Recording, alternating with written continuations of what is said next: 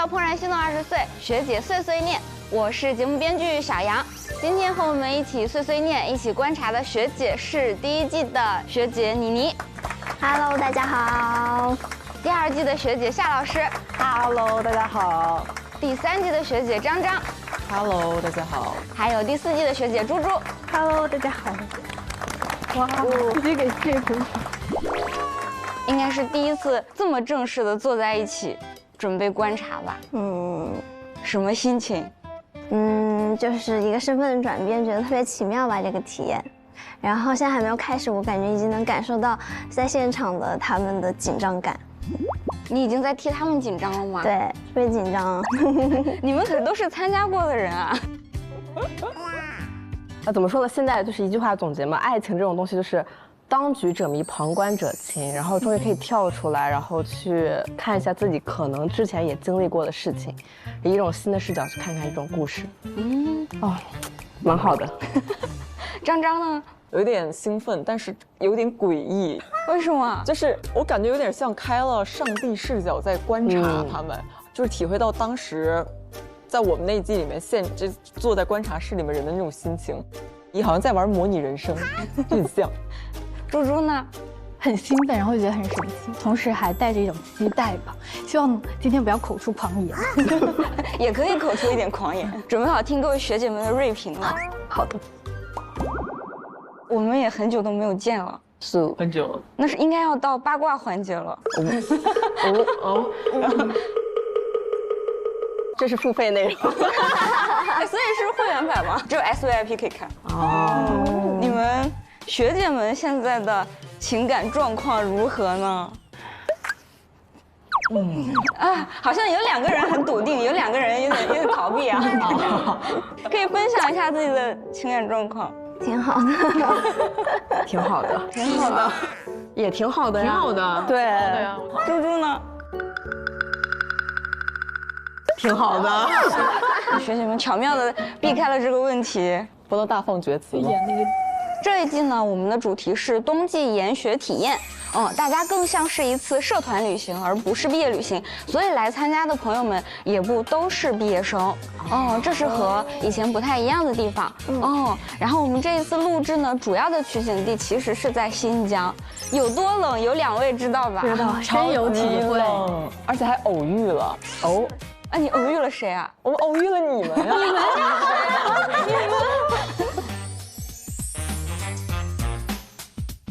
而且超级好笑，就是工作人员真的非常努力，非常敬业啊。我们5个人在那戳着，然后工作人员就说不准进，不准进，你们是谁？不可以。然后我们说我找一下我的 PD， 他们愣了很久，然后突然间把我们认出来了。今天要先看的呢，其实是我们的先导片。大家做了一次不露脸的签到。其实我们今天邀请学姐们聚集在这里，是想让我们怦然大家庭来参与和体验我们新一季的故事，同时也为观众们提供一个有经验的第三方的解读视角。先导片之所以不露脸，是想让大家摒除掉颜值这些外在的因素，更聚焦在少年们的个性、表达和人格底色上。那就不多说，我们直接开始吧。开始。期待。2026年怦然的第1次集结，今天是一场摒除掉外貌等因素的签到实验，让我们把初印象聚焦于少年们的个性、表达以及人格的温度。欢迎来到冬日研学社盲盒签到日。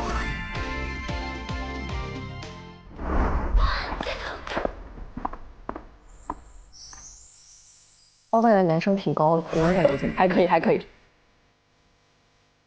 腿很长哦。对啊。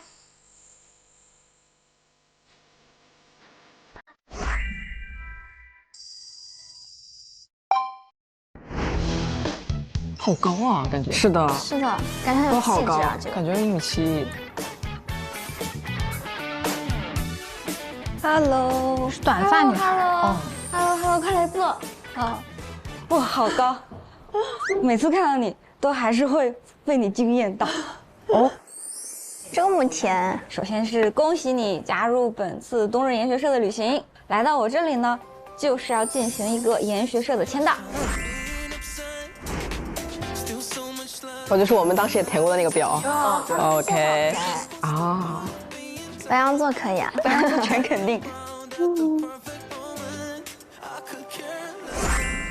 你是今天第一个到的人。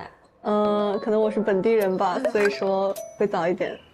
其实我感觉最惹眼的是你的身高180，好高。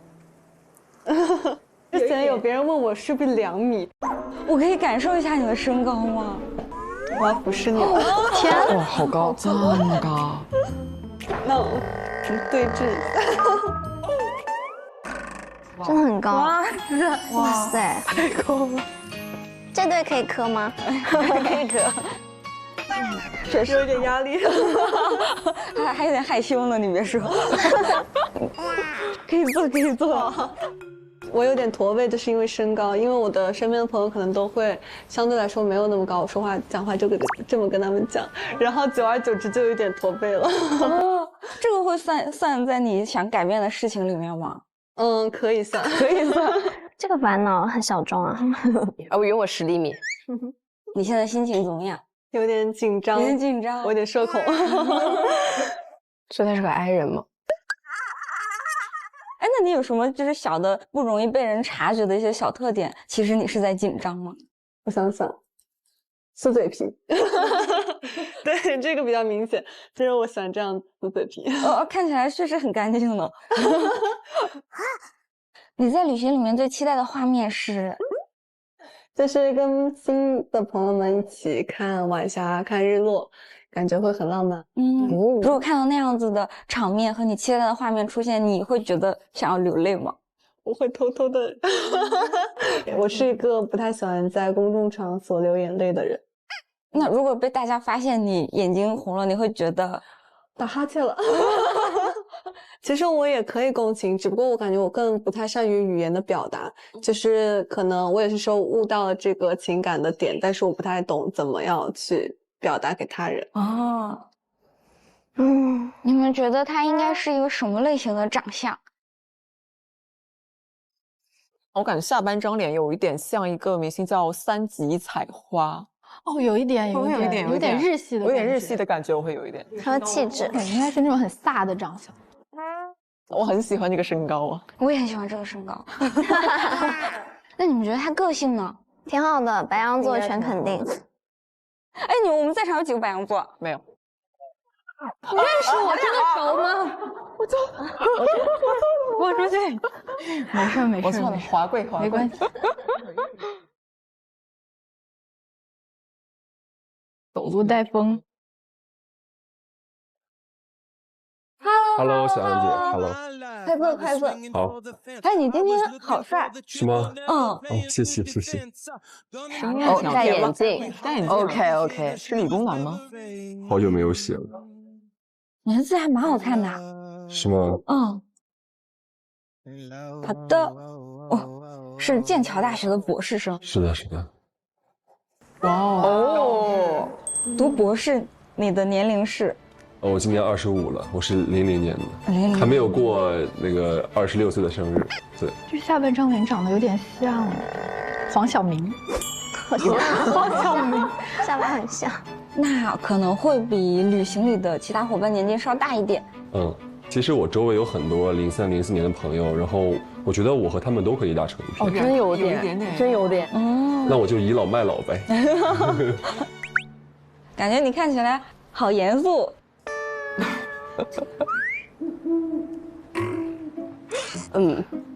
可以稍微放松一点，没关系的。严肃，那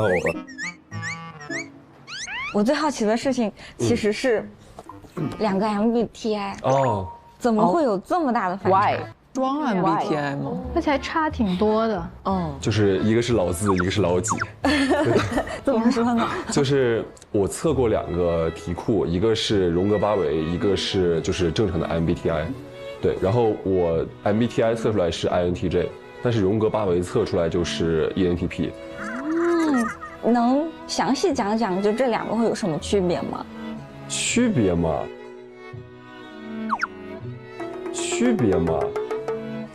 我觉得大家后面就知道了。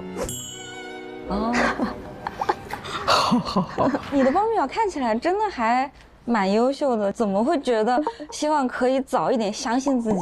哦，就是因为我，比如说我有一天考了98分，然后我的家里人对我要求比较严格，可能更会在意我2分是怎么丢的，而不在意我98分是怎么拿来的。所以我从小到大就会有一个下意识的习惯是，遇到问题了我会质疑自己。但是其实也有一个好处，就是我对自己要求严格了之后，我做出来的作品或者是呈现出来的东西会很好。对。非常典型的东亚家庭的教育。希望这次可以自信，然后不焦虑的和大家一起玩。对。其实你前面一个同学也填了这首歌。哦，是吗？那太巧了。你前面的同学也填了保温杯。哇，好巧。你前面的同学也是 INTJ。他们两个是哥们儿还是姐们儿啊？如果是女生，你会觉得？我觉得很巧啊，就是很有共鸣吧。这个男生多高？完了没看见。185，那可以啊，那很配啊。浩辰。哦，浩辰，我选你。对不起啊，临阵起手。感觉怎么样？这个男生 Hot nerd， 他是个博士哎，挺不错的，很厉害，00年的博士，所以他和其他嘉宾的年龄差会比较大一点。哦，但其实男生大一点会好一点，成熟一点，对吧？这是真的吗？也看人吧。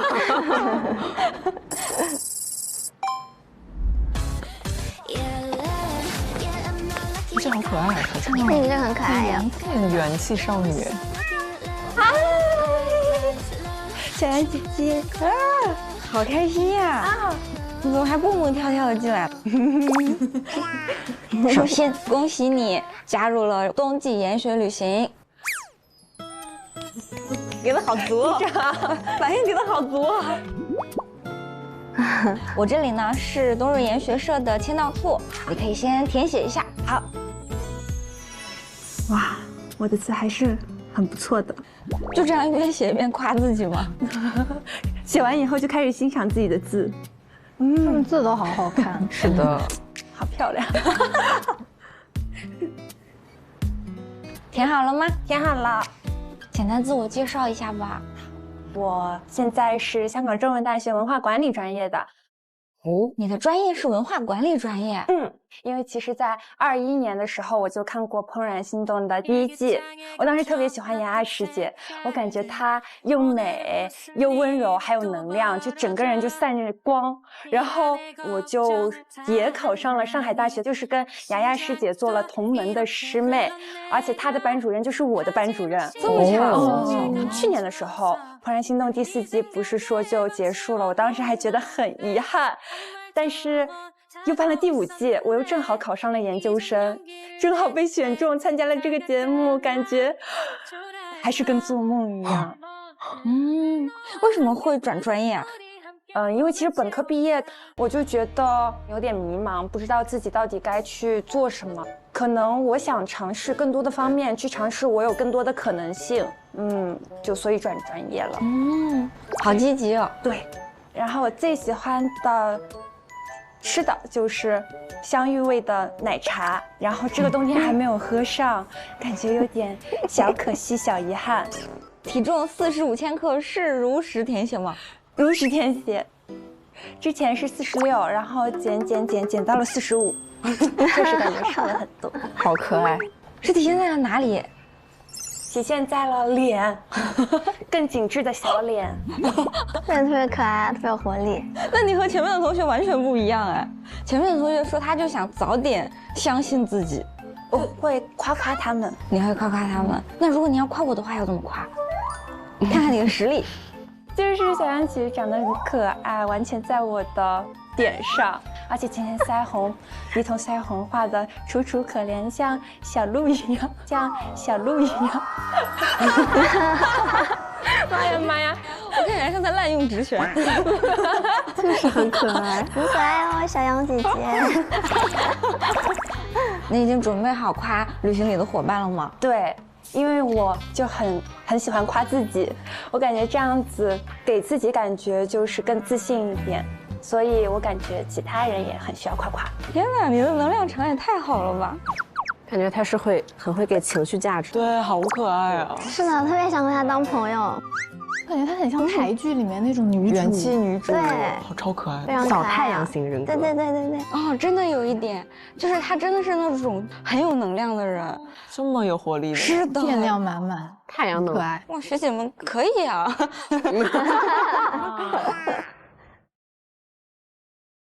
I got rubber bands in my hands, I'm pushing 6 in my pants. I spend about half my advance. 我怎么感觉又是一个日系男呢？对， You taste like warm apple pie. You said you single, you lied. I saw you Hello， 你现在紧张吗？有小小的，为什么这么紧张？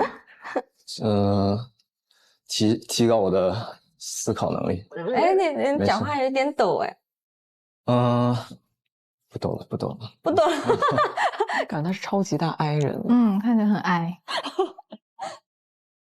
那我们这里的签到表可以如实的填写一下。谢谢。这么紧张吗？我们不是也算蛮熟的了吗？是啊，是。没招了。写好了。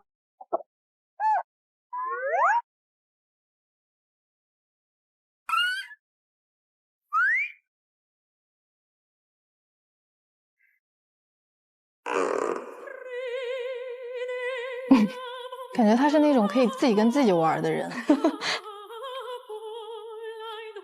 沉默。小杨姐这没招了。真的两个人面对面沉默了吗？怎么还不问？什么意思？他会开启防御模式。很紧张吗？没有，还好。那你的手势看起来已经是防御姿态了。如果我什么都不问，你会怎么办？傻笑。好好笑。如果明天遇到的女孩也不爱说话怎么办？挺好的，挺好的，挺好的。你会跟她找话题吗？你会跟她说什么？今天天气真好。如果明天是阴天怎么办？天气不太行。他真的是见过这么多人里面最不爱讲话的一个男生。那怎么办啊？他怎么办啊？靠眼神交流是吧？啊，意念吗？而且我跟他已经就成为微信好友3到4个月了，但是他就是会很紧张。但是他是一个内心世界很丰富的人。为什么包里最想展示的东西是你的笔记本？因为这个笔记本是我自己写的东西。哦，是你自己写的？是的，有时候写的一些小诗都会摘抄在里边。哦，写诗。那你来之前有写一些吗？在我手机里。可以念一念。很开心来到这里，我现在正在前往成都的飞机上。收到节目邀请以来，我好像做了一个很长的梦，然而在今天，它好像就要开始实现了。我期待的是什么呢？是美好的爱情，还是可靠的朋友？这是我完全没有经历过的。在我迷茫的大3上学期，眼前突然生出一条全新的道路，好像蛮有趣，又有点困难，谁知道呢？但我等不及要看看会发生些什么。哎，他读诗的时候他就不挨了，他不挨了。对，所以非常感谢与你们有关的所有人，在我这样一个不起眼又不会表达的小人身上，发现了一点点微小的闪光，这为我的自信增加了非常大的底气。我现在的心情有一点点忐忑，有一点点紧张，有一点点兴奋，最后还有一点点平静。我衷心祝愿，也衷心相信，亲爱的你们与我在这趟旅程里都能收获一个美满的结果。有点感动。鼓掌。小杨不会哭了吧？哭了哦，真的有点感动的。不管怎么样，都希望你旅行开心。真的感动啊。谢谢。感谢。希望你在旅行里面能收获自己想要的东西。哇，破防了。他又防御，又开始了。你有信心会遇到自己喜欢的女生吗？信心还是要有的啊。你觉得你们明天会发生什么？你和新同学？可能我们两个都有点睡眼惺忪的。那你觉得见到面说的第一句话是什么？今天天气挺好的。好文艺呀、好文青啊！今天天气挺好。他这么 call back 一下是有点浪漫的。刚开始让人觉得有点呆呆的。是的，是的。其实我在他第一次说今天天气挺好的时候，我以为他就是讲了一句就是有的没的应付的话，哎，对。然后没有想到他第二次的时候，我又觉得原来这个人真的是有点浪漫情怀在的。天哪，就是因为。怎么？就是因为很少能这么直接的收到，就是大家的那种心情。大家应该每个人在确定来参加节目的那个前一天晚上就收好行李，然后第二天乘坐交通工具抵达那个录制点的时候，可能心情都和他差不多。对，但是第一次就很直观的，就是听到有人这样子跟你讲他的那个心情，你还是觉得就是有点感动。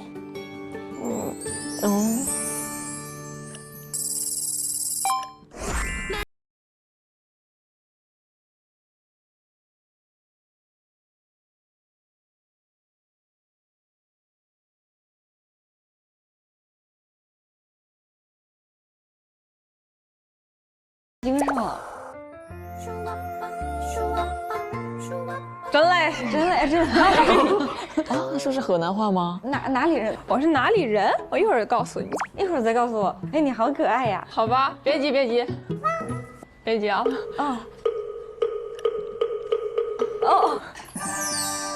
我真的很渴，真的很渴。喝。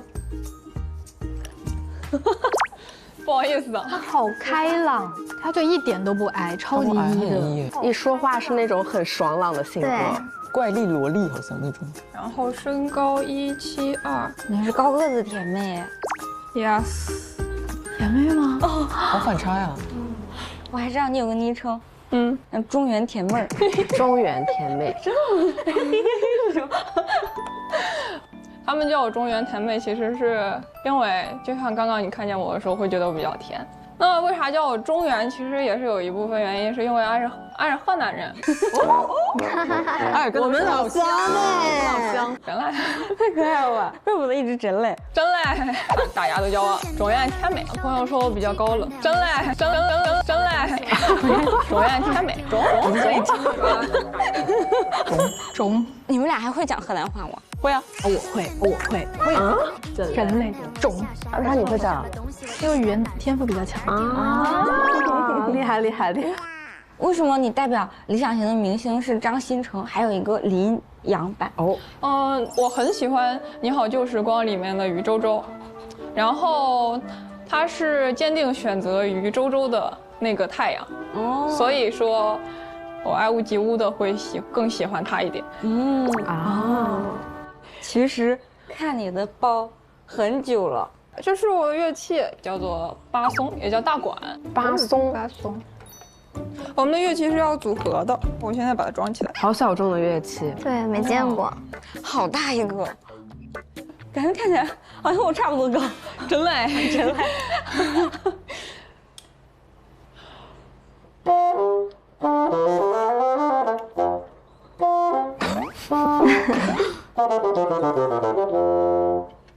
大概是这个样子。哇哦，我喜欢他的声音哎，好有磁性。会有反差，尤其对，有点反差的，甜的。保研应该很艰难吧？很累。为了拿到一个不错的成绩，每天都在飞吧，就是从厦门飞到各个城市去进行线下的面试。在这个过程中，在没收到 offer 之前，我整个人都是精神高度紧绷，然后比较比较破防的，就很容易会被一些学业上的事情打击到。再加上那一段时间就是一直在疯狂的背书嘛，掉头发掉的比较多，体重掉的也比较快。然后直到最后9月底收到 offer 的时候，整个身心健康有所好转，有所好转。考过研的学姐应该都有过同感吧？深有体会。当时就是很累啊，但是累就是抱着一定就是有决心，我觉得决心很重要，然后就天天给自己打鸡血，然后就加油加油，熬过了那段时间。那夏老师呢？因为我是保研，但是其实也是要有那个面试考试的。就我觉得人会美化自己痛苦的那个回忆，可能现在我就记不清，我只记得最后拿到 offer 的开心了，前面那些焦虑啊什么的，可能就自己淡化掉了，就是让自己的身体让自己忘掉那些东西。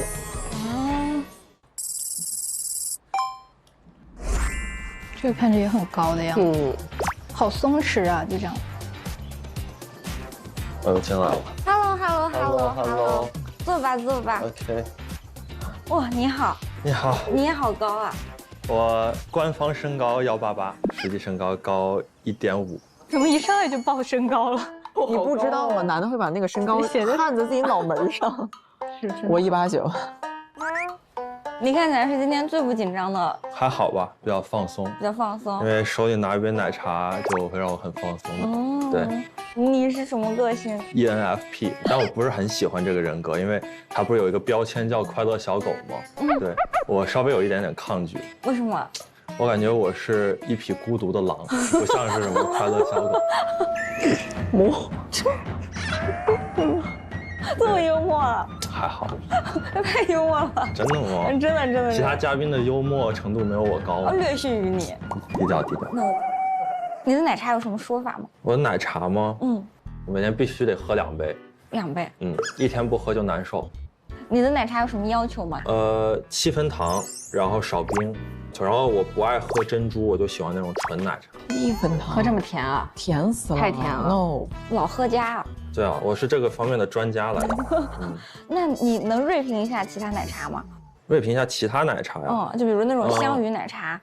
我最喜欢的就是香芋味的奶茶。哦，你在给他挖坑找诗人。不太行，就是里头料加的越多，这个奶茶的这个等级肯定在我这就是越低的。因为有一个嘉宾，他写了香芋味的奶茶是他的最爱。我刚才说的意思是这个香芋奶茶吧，它也有它的好处。对，哎，怎么变了？是男嘉宾说的还是女嘉宾说的？如果是男嘉宾讲的，那他还是一个比较低等级的。开始甜吧。体重嘛，给到一个80吧。给他一个80。星座是我比较满意的地方。为什么？巨蟹不是暖男吗？你是暖男。当然了，我肯定是啊。巨蟹男，不好讲。哎。哦 ，sorry bro，sorry。都分人呀，就是成熟的巨蟹男很好，但是不成熟巨蟹男就要看人。夏老师真有水平。最能代表理想型的，如果不说明星的话，那就是爱笑的女生，我都很喜欢。哦。这个到时候有人会看吗？说不准呢。那我不信。为什么？保持神秘感啊。你自己爱笑吗？我不是说了吗？就是我是一匹孤独的狼。好好笑。我会希望我自己展示出来的样子会更偏高冷啊，然后成熟一点。那你想立什么 flag 吗？立 flag 第1天3条留言，就是这个 flag。好。野心很大呀，小伙子。特别想看他被打脸。是的。我觉得他最多一条。我压张张。对，这么自信。非常自信啊，3条留言。哇塞，看你的。看我的。我将期待一下。欣赏你这份自信，确实有点东西。对呀。包里面最得意的铠甲勇士召唤器，想要看看。OK。这个东西，男生肯定会很喜欢，但他们肯定不会买这个嘛。什么？这什么？然后到时候我去玩的时候，他们就只能在旁边羡慕地看着我。然后有可能我会借他们玩一下，但肯定要看我到时候的心情。对，有什么这个召唤时候的口令？有啊，那我现在假装你是那个异能兽啊，就我碰到异能兽了。啊，这个呀，大制作，要变身了。元龙铠甲，合体。啊，好重啊，受不了了。没电，这个好像没装电池。他最好是在女嘉宾面前也来这么一套。有怀疑过自己有可能是没有被选中的铠甲勇士吗？因为我看的时候很小，我其实一开始是真的当真的。我当时就是买了一个召唤器回来，然后自己站在家里变身，没变成。当时对我的整个人生观是一个打击，就我整个人生观就碎了，就当时就是觉得是我的问题吗？后来到那个下雨天啊，打雷的时候，我跑出去再变一次，我觉得好像在闪电啊、打雷的时候我变就能变成一样，但是其实也没有。然后那会儿是对自己就2岁嘛，我就觉得怎么不是我，居然铠甲勇士不是我吗？我就那种无法理解的那种感觉。猪猪脸上露出了不解。他后面变身了吗？你猜猜看吧，期待一下吧。好，如果他变身了，你们觉得会？我觉得要看情况，就是他不能像有些男生就是那种就什么走2步投个篮那种，就是不能这样子，不能随地大小变身。但他就是在有一些比如说逗人开心的什么时候可以搞这么一下，确实。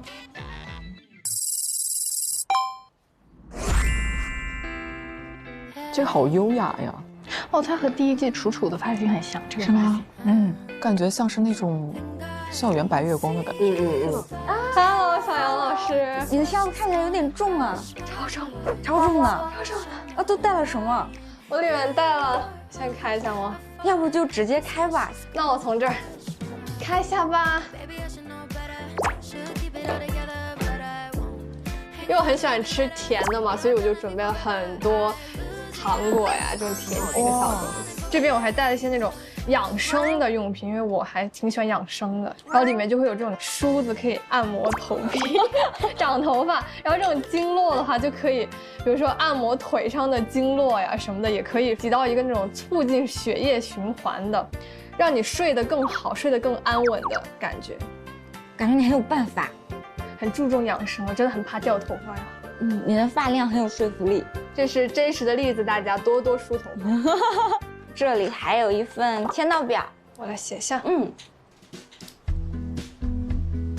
好瘦啊！你有172，但是只有44，不太消化不太好，我觉得吸收不太好，太瘦。哦，他是白羊座，要致命哦，致命哦，要致命哦。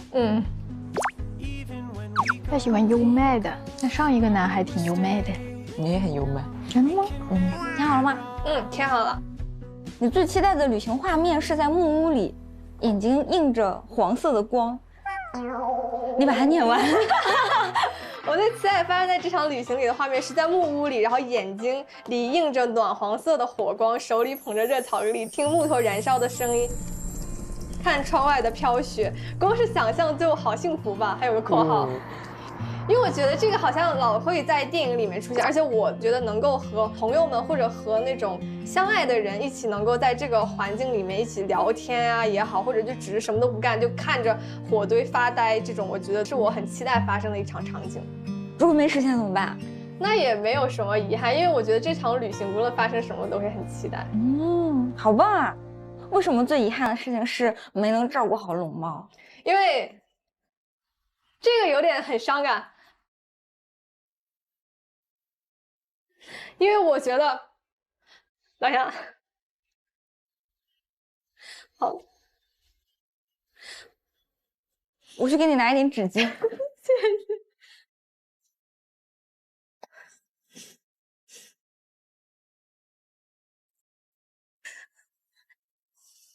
好，擦一擦。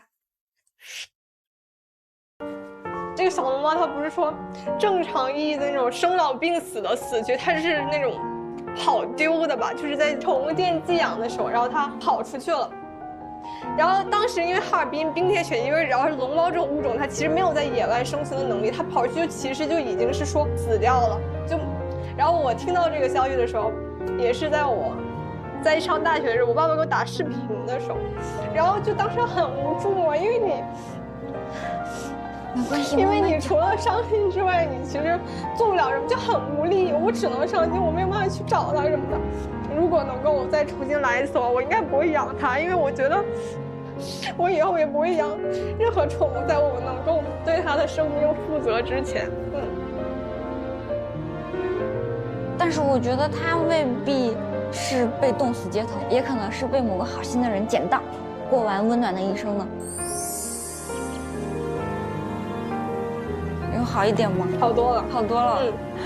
这样看的话，上一次流泪的原因是刚刚啊，哦，是刚刚了，是刚刚，改一下刚刚，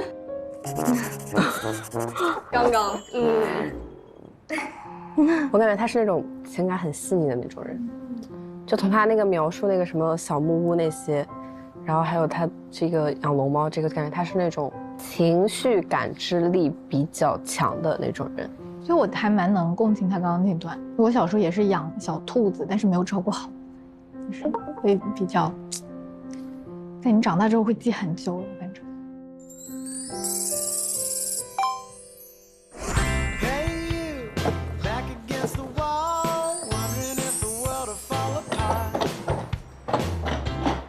Hello， 小兰姐 ，Hello， 你好，你好，坐。好，又见面了。又见面了。你怎么看起来有点紧张？对，可能就刚来吧。小田地来的，说话甜甜的，像你一样，甜甜的小甜蜜。我可以吃个糖吗？可以啊。一般吃糖会让我更加放松一点。好的，好的。这是你的小技巧吗？放松技巧。感觉就是像一种药，然后吃完后就会好一点。对。你要吃吗？好，来，谢谢。谢谢你。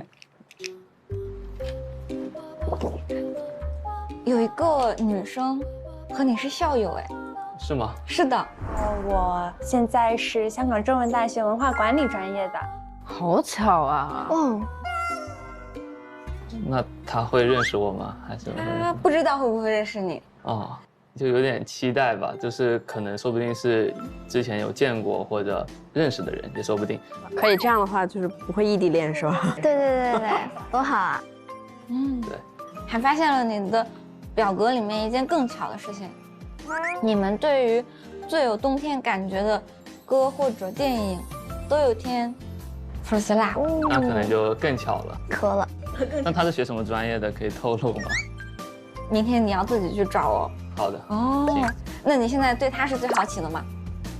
那应该还是的吧，毕竟有那么多巧合。对。还有另一个女生也和你有一个共同点，就是你们生活中最大爱好都是发呆。所以我就觉得是很幸福的一件事情了，在现在。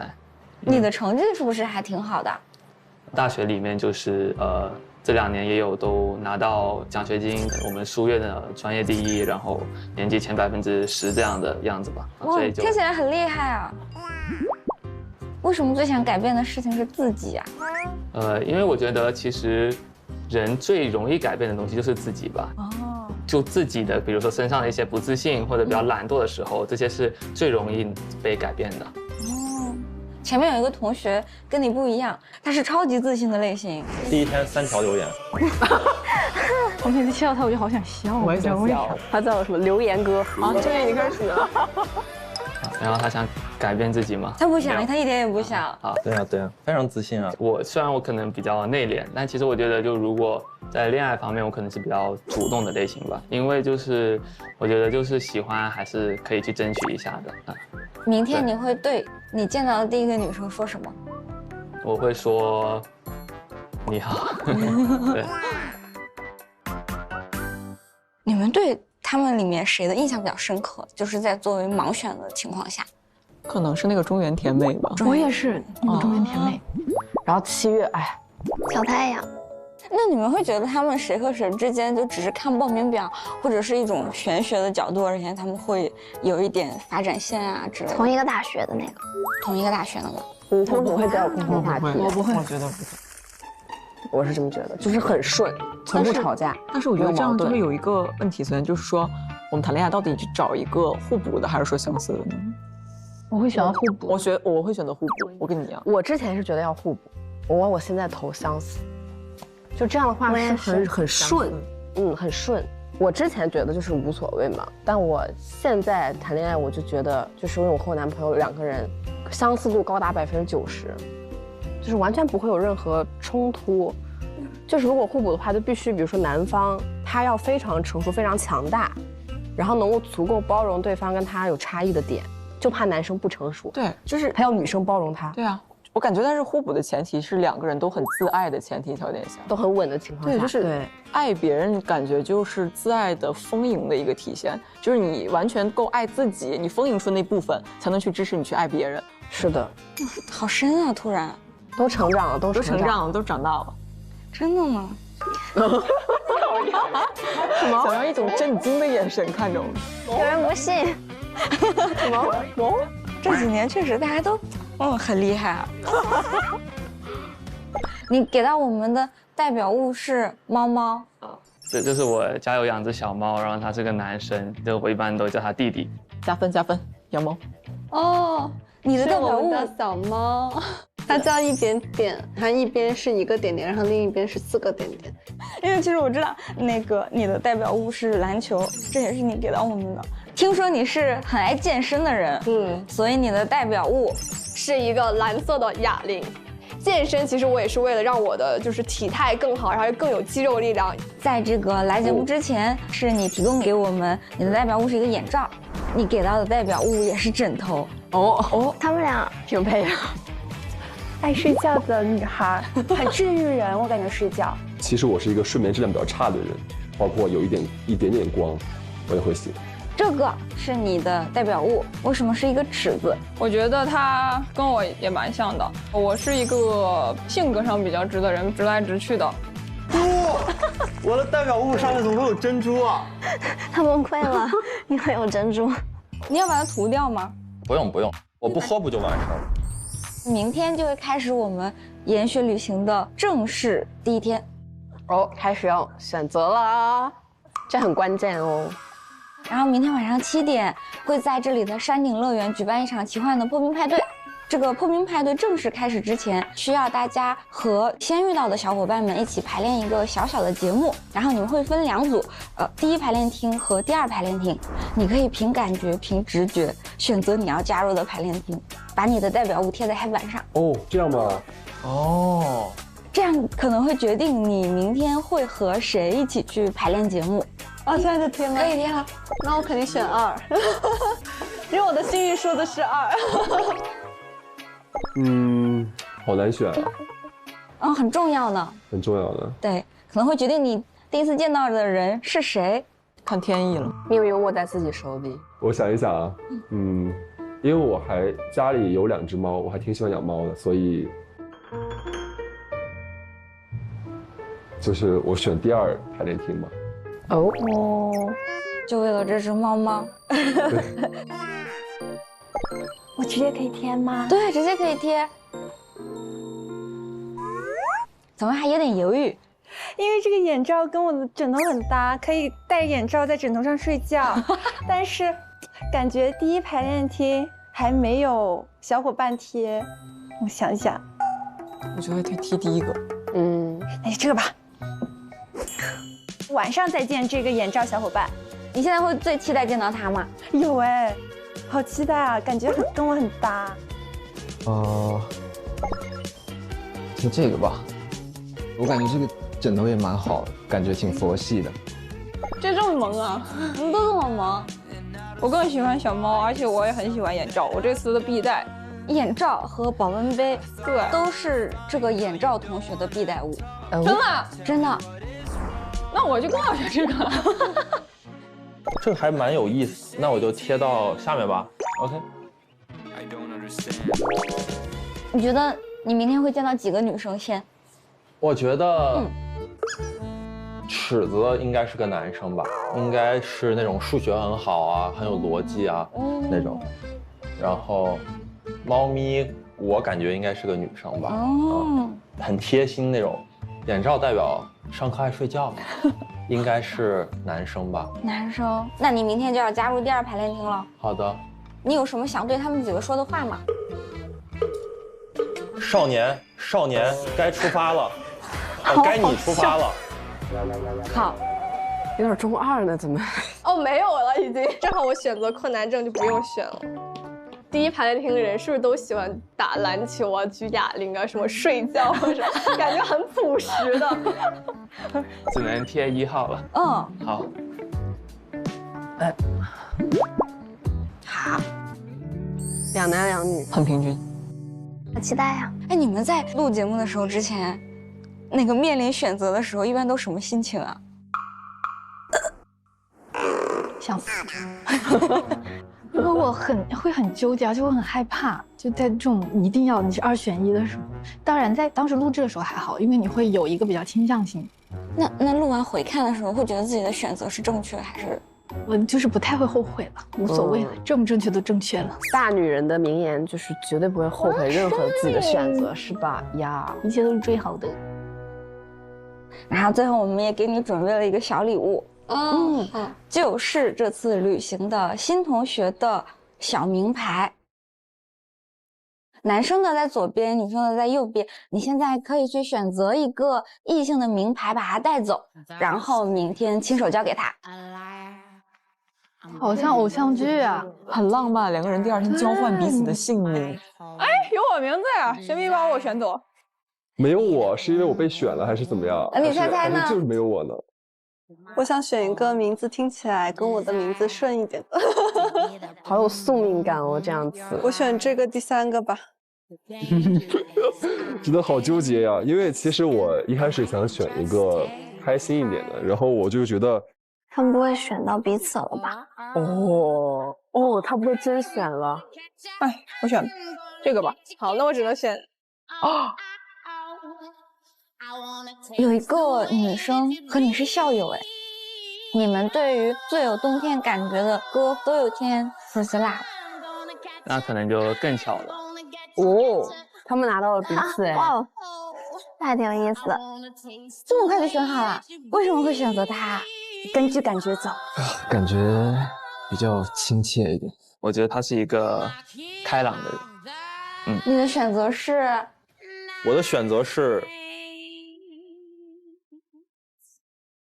有2对是互选的。最后，明天我们的那个舞会上呢，还有一个小小的环节，就是你会遇到这次旅行里的第1个舞伴，你可以把你想象里面他的全部特质写下来。好，我想想特质啊，比我高，不要太瘦，不要锅盖头。对锅盖头的意见是，看着会有点呆。身高到我的，我看一下 ，OK， 行。身高到你的鼻子。那还蛮高的呢。没有，因为我鼻子比较长，所以就是这个浮动范围就很大。还蛮幽默的你。就是肢体可以稍微笨笨的，但是要比我的手大。为什么最好不会跳舞？因为我完全不会跳舞。因为你完全不会。这趟新的旅程，我其实更想迈出我的舒适圈，然后去尝试一些我平常不会接触的类型。就这一个。对，今天笑的最多的女生，我不是喜欢爱笑的吗？希望她会走到我面前，开口第1句话说：“你好，可以请你跳一支舞吗？”我写一些简单点的吧。最后，把自己这一句作为旅行开始的话念出来。希望这次旅行一切顺利，大家都能开开心心。我记忆里永远漫长而冷漠的冬，这次好像会变得不一样。在足够期待的未来里，希望我能与你们常在，一起去爱，去体验，去感受，去生活。请勇敢奔向新的冒险。少年，该出发了。我准备好了 ，Let's go。Go go go， 出发喽！3条流。真的吗？是自己的理想，好尴尬。出发喽！出发喽！精彩。精彩。所以什么时候能看到正脸呢？正脸呀，第1集啊。哦，很会吊人胃口，很会吊人胃口啊！看起来很生气啊，看到没有？不让我看见脸。反正今年呢，也是我们第一次这样子做一个签到实验。就是以往对大家的第一印象都是外形。这一次也希望能从他们的签到表，然后他们的一些表达内容上面，对他们有一个新的了解。很新颖的模式，我喜欢。正式的故事呢，就会在下一集开始，然后我们期待一下吧。好，期待。